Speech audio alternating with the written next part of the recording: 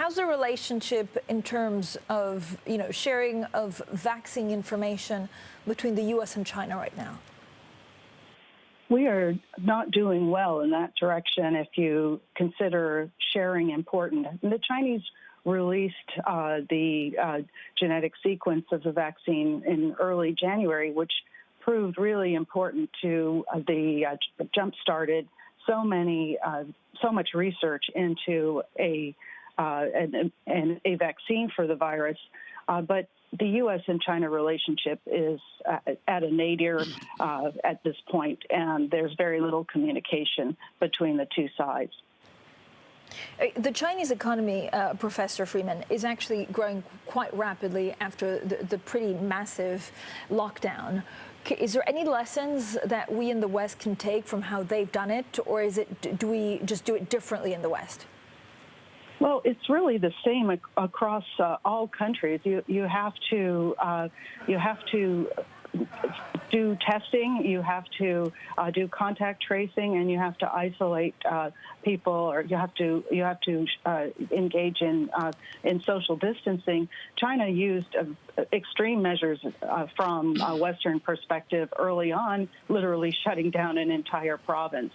And since then, it has really enforced measures very strictly.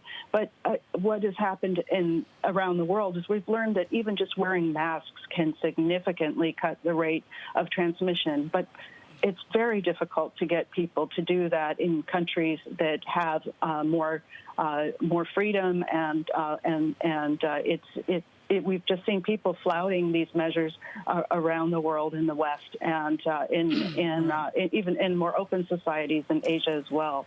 Dr. Freeman, Bloomberg reports today on the response of various media entities in China in their criticism of TikTok, the president, et cetera, Microsoft, et cetera. I want you to explain the relationship of the government and of the Communist Party to these news organizations. Do you look at it as if the party or Beijing authorities are literally writing those editorials? Are they in meetings where they frame them, or is there actually some form of distance? That's a really difficult question. China does engage, the Chinese Communist Party does engage in strict media controls, and there are media guidelines. On the other hand, there is a commercial press in China, and also an internet sphere where people engage quite freely in many cases on certain topics. But there is also an active censoriate. So it's not the same as having free and open press. And moreover, China is controlling its messaging overseas very carefully through a network of state-controlled, party-controlled media outlets. So we are talking about carefully crafted messaging.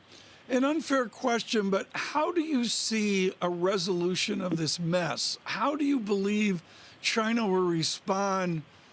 Not the bizarreness, but just the chaotic sense of it in Washington. How will they respond to that?